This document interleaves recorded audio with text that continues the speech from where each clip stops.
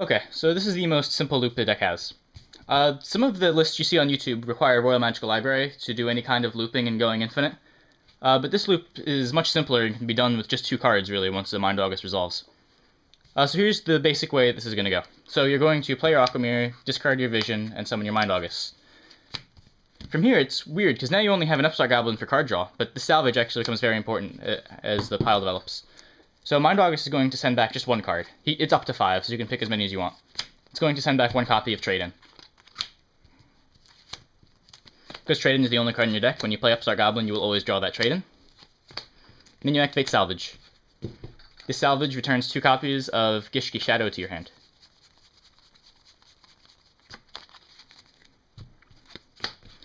You then activate 2 of your Aquamirrors,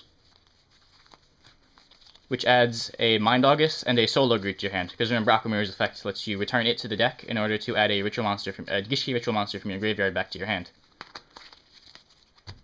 Then you just discard those 2 shadows in order to get those 2 Aquamirrors in your hand. You now have 0 cards in your deck. You're going to use this Aquamirror in order to tribute the on-field Mind August to summon the Mind August you just got back from your graveyard. This Mind August is going to return Trade-In plus Salvage.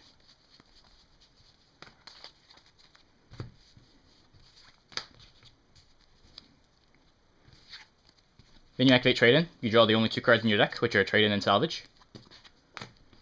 You activate Salvage. Oop. And then you return your 2 Aquamirrors.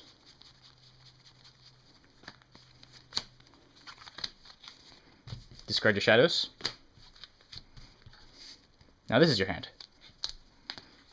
Now you might ask, this is just an infinite loop. How are you going to win? You're not making any progress.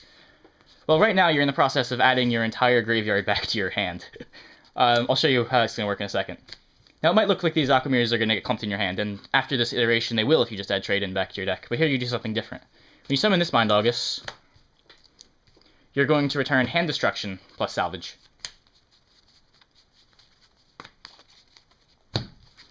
You play your Trade-In, draw Hand Destruction Salvage. You activate the Salvage. Add 2 shadows. You're going to return an Aquamirror to return Mind August to your hand. Then you're going to discard the shadow to add the Aquamirror to your hand. Activate Aquamirror.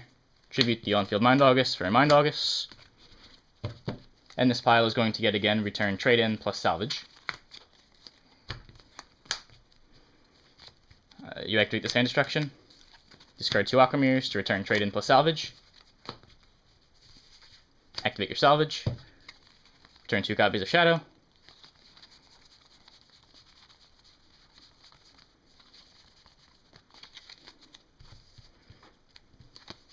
Discard a Shadow.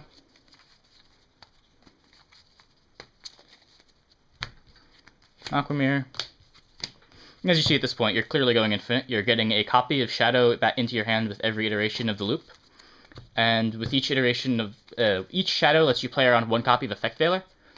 So let's just say your opponent Effect Veilered this Mind August, which means you don't get to send anything back.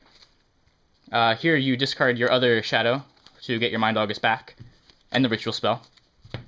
Then you activate the Ritual Spell, tribute the Mind August that was just Effect Veilered for another Mind August, and then that Mind August just continues the loop.